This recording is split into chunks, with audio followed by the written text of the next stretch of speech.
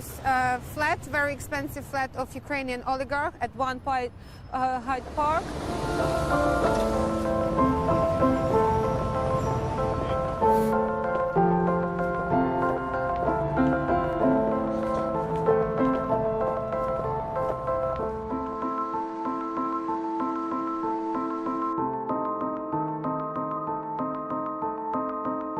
We believe the money he earned over the years in Ukraine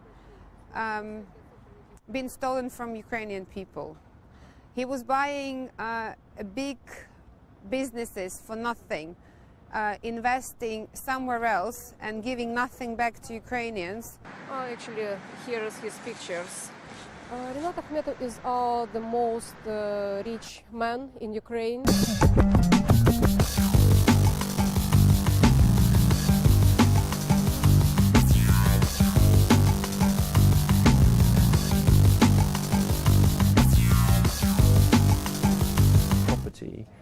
Is in London and the UK is a key interest, and we've seen in various case studies of grand corruption that property has been part of the cases. So Saad Gaddafi had a £10 million home in North London.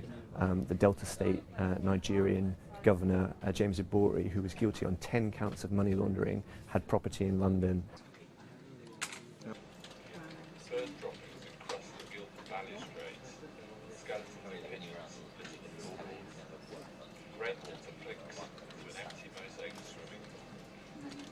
There's even a consignment, unopened, bulletproof glass.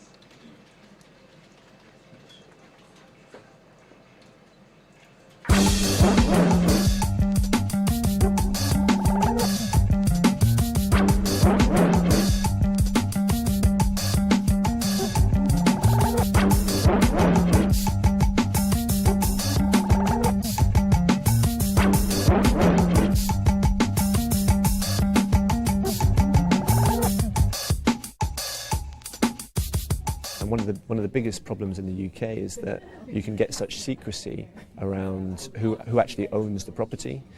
You don't have to register the owner, you just have to register someone who is the title holder. And very often that can be a company, very often that company can be registered overseas. So it's very difficult to actually trace ownership. Don't you know I've had enough?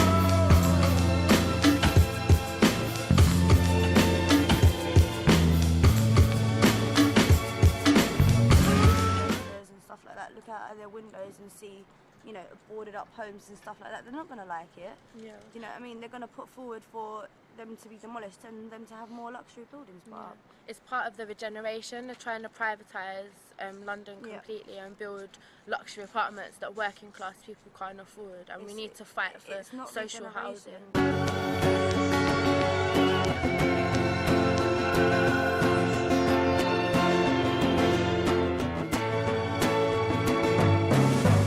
This development, they've been building it for just over a year. They were sold a year ago, so they're being sold to investors and bankers. So they're still going to be left empty because they're set their people's second or third homes, or just an investment to make more money on.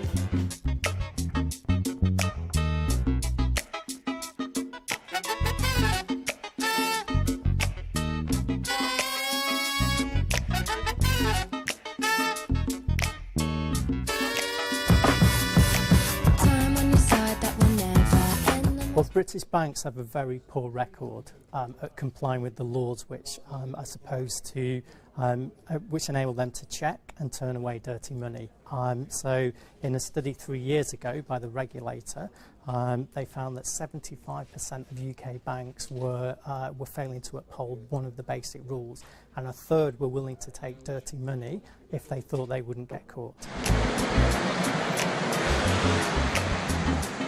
The main bullet points that we want to address to British public and to UK government, that they need to sort of stop and think what they want to stand for. For the Russian-Ukrainian oligarchs in London, money laundering and dirty money business, or it's a time to stand for democracy.